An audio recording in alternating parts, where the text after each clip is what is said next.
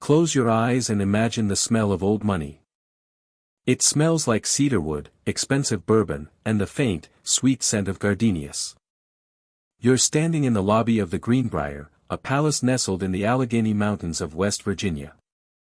Above you, crystal chandeliers cast a warm, golden glow over hand-painted floral wallpaper. Beneath your feet, the carpet is a plush, royal velvet that swallows the sound of your footsteps. This is where presidents vacation. This is where the elite come to forget the world. But look closer at the grain of the film.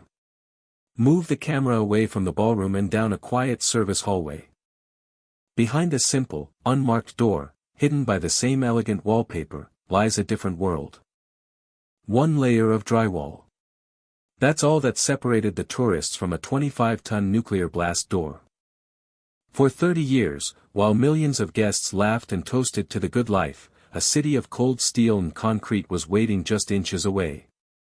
A fortress designed to house the entire United States Congress in the event of an apocalypse. They didn't just build a shelter. They built a lie that lasted 3 decades. Why was the greatest secret in American history hidden in plain sight, right beneath the place where you went to relax?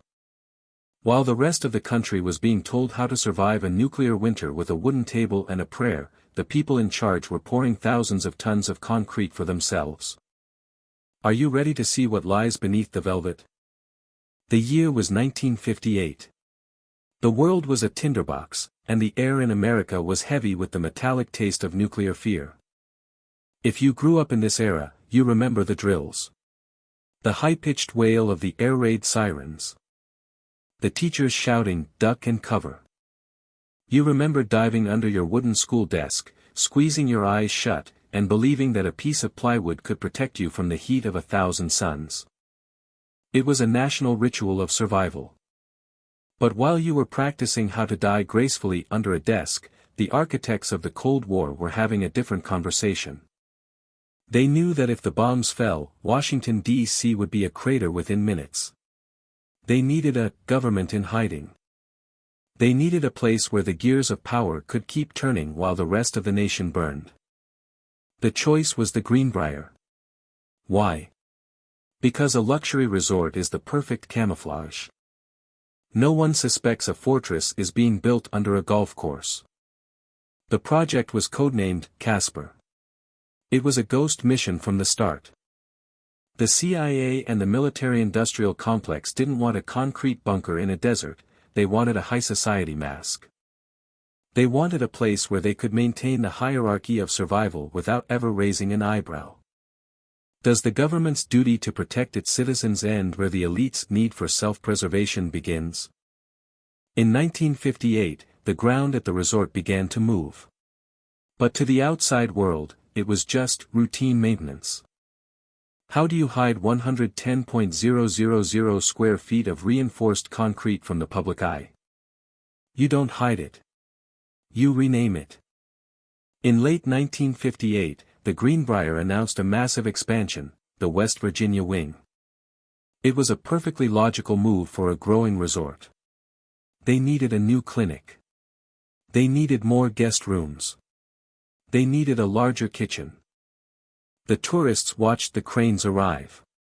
They saw the trucks rolling in and out. They even saw the massive hole being carved into the mountainside. But they didn't see what was happening at night. While the guests slept in their silk sheets, a convoy of unmarked trucks moved under the cover of darkness. They weren't carrying bricks or timber. They were carrying thousands of tons of lead-lined steel and specialized air filtration systems. The West Virginia Wing was a shell, a beautiful, floral-patterned skin stretched over a skeleton of survival.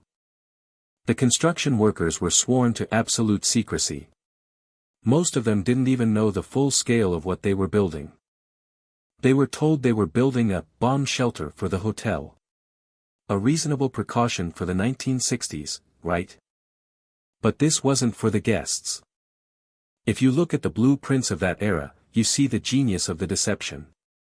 The resort's new exhibit hall was built with a ceiling that was actually a 3-foot-thick concrete slab. The walls were reinforced to withstand a direct nuclear hit.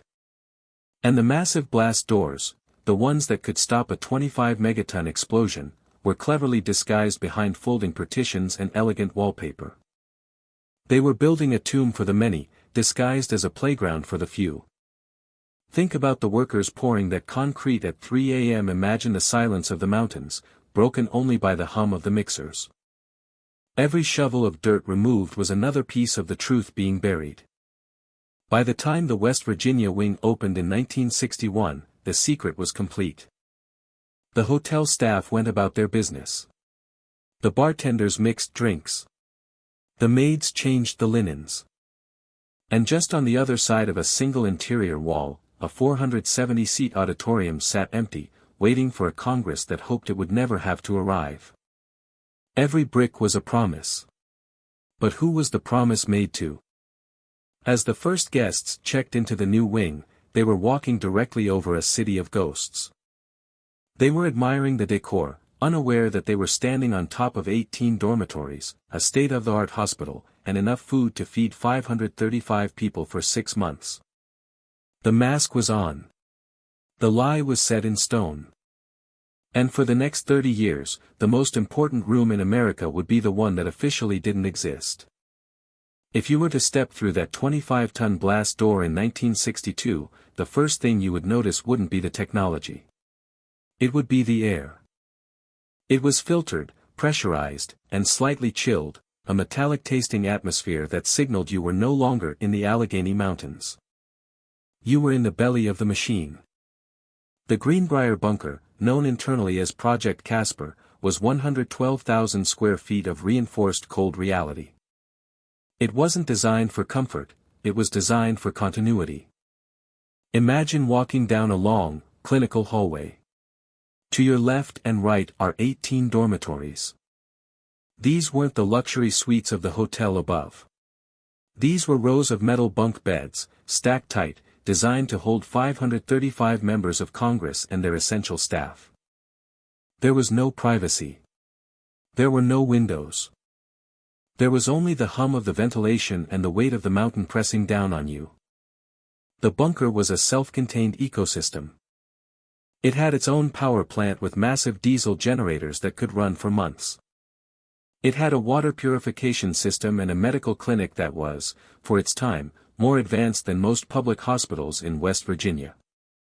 It had a dental office, an operating theater, and a pharmacy stocked with everything from antibiotics to high-dose sedatives. But the most disturbing room wasn't the hospital. It was the Governor's Hall. This was a massive auditorium designed for joint sessions of Congress. But tucked into a corner of the bunker was a small, soundproof television studio. It was equipped with a podium and a large, high-resolution photographic backdrop of the White House and the Capitol building. Think about the theater of that room. If the bombs had fallen, if Washington, D.C. had been reduced to ash and millions of Americans were dying in the streets, the leaders of the nation would have stepped into this small, underground room. They would have stood in front of a fake picture of a city that no longer existed, looked into a camera, and told the survivors that the government is functioning. Why was the preservation of the image of power more important than the reality of the people? The studio was a masterpiece of propaganda. It was designed to maintain the illusion of order while the world outside descended into chaos. They weren't just prepared to survive, they were prepared to lie from the grave of the old world. How does it feel to know that while your family was being told to duck and cover, the government was building a movie set under a mountain to tell you everything was fine? Building a bunker is one thing. Maintaining it for 30 years without a single guest finding out is a feat of psychological engineering. The secret was kept alive by a shell company called Forsythia Associates. To the hotel staff and the guests at the Greenbrier, the men of Forsythia were just government contractors.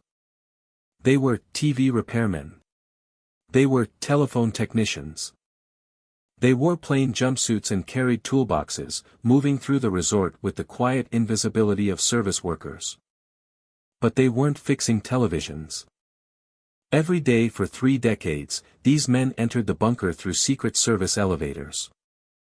They checked the air filters. They tested the generators. They ensured that the 30,000-gallon water tanks were pure. But their most grueling task was the rotation of the rations. Inside the bunker's pantries were thousands of survival rations.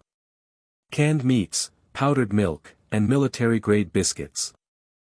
But food has an expiration date. Every few years, the men of Forsythia had to quietly remove tons of aging food and replace it with fresh supplies. Think about the logistics. Thousands of boxes of food being moved in and out of a high-end resort without a single tourist asking why the TV repairmen were hauling crates of survival crackers at 4 a.m. Where did the old food go? It was often destroyed or quietly diverted. Thousands of tons of perfectly good food, sacrificed to the altar of a war that never came, all to ensure that if doomsday arrived, the elite would have fresh meals while the rest of the world starved. The human cost of the secret was just as high. The technicians of Forsythia lived double lives. They went home to their wives and children in the local town of White Sulphur Springs. They sat at dinner tables and talked about their day. But they could never mention the city under the mountain. They could never explain why their work required such absolute silence. Secrets aren't protected by guns, they're protected by everyday lies within their own families. For 30 years, the Masquerade held. The hotel expanded, the guests changed with the fashions of the 60s, 70s, and 80s, and the Cold War ebbed and flowed. And all the while, the TV repairmen kept the lights on in a tomb that was waiting for a funeral. Did the men of Forsythia believe they were heroes? Or did they feel like jailers, guarding a secret that was slowly eating away at the honesty of their own lives? As the 1990s approached, the Cold War began to thaw. The Berlin Wall fell. The Soviet Union collapsed. The world breathed a sigh of relief. But under the Greenbrier, the generators were still humming. The food was still being rotated. The lie was still being maintained. Until a single reporter decided to look behind the floral wallpaper. If the world ends tomorrow, who gets to live? In the archives of Project Casper, the answer was written on 535 small, plastic identification cards. These cards were issued to every member of the United States Congress. They were tickets to the only life raft in a sea of nuclear fire. But there was a catch. A cold, clinical rule that reveals the true heart of the bunker's philosophy. The Greenbrier Bunker was designed for 1,100 people. That accounted for the members of the House, the Senate, and their essential support staff. It did not account for their families.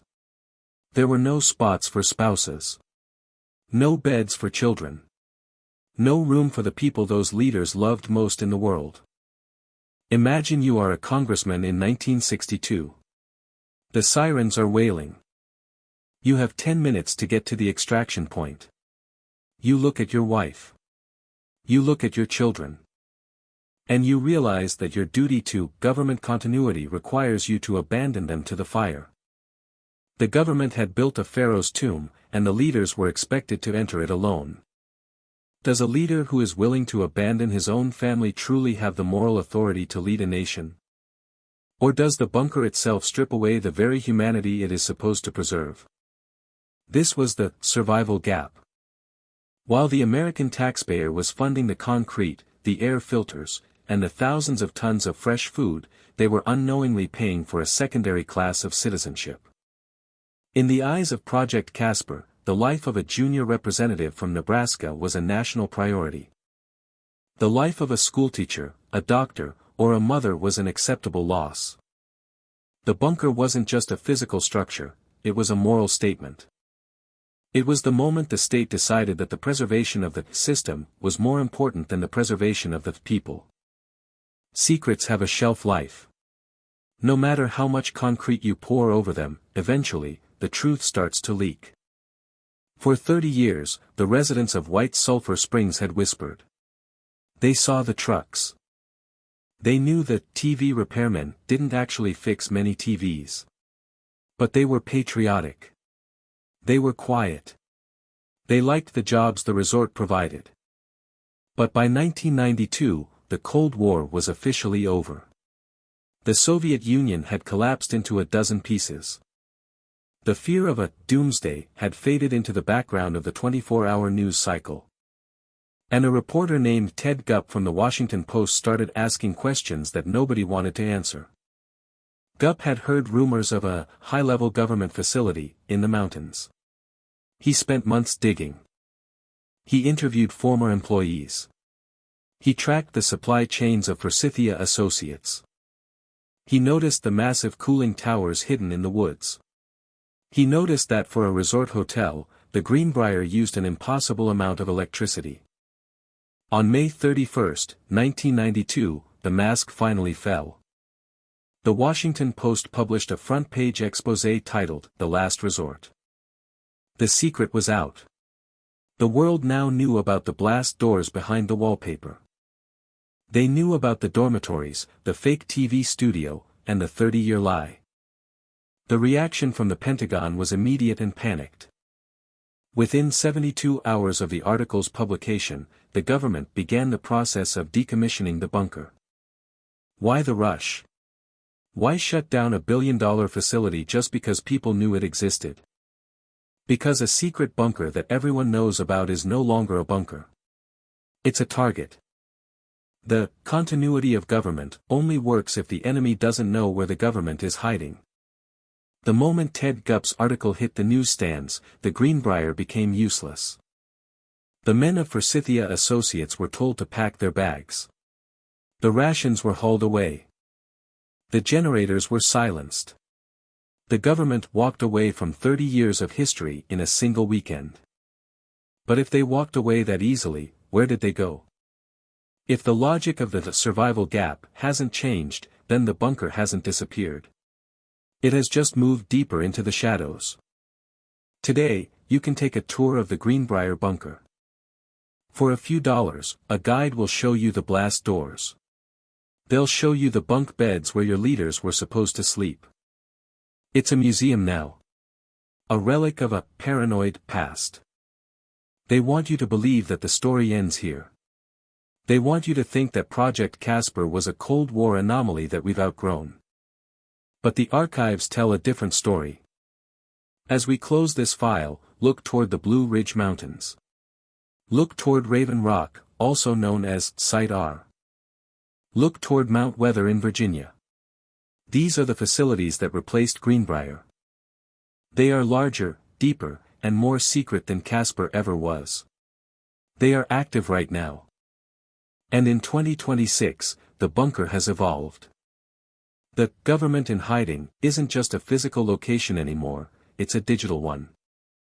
The data, the power, and the continuity have been moved into the cloud, protected by servers buried in the same mountains where the Greenbrier lie began. The God view didn't die in 1992. It just became invisible. If this journey through the secret halls of Greenbrier changed how you see the floor beneath your feet, stay with us. Subscribe to the archive and share this deep dive. Because the only thing more dangerous than a secret bunker is the belief that they don't exist anymore.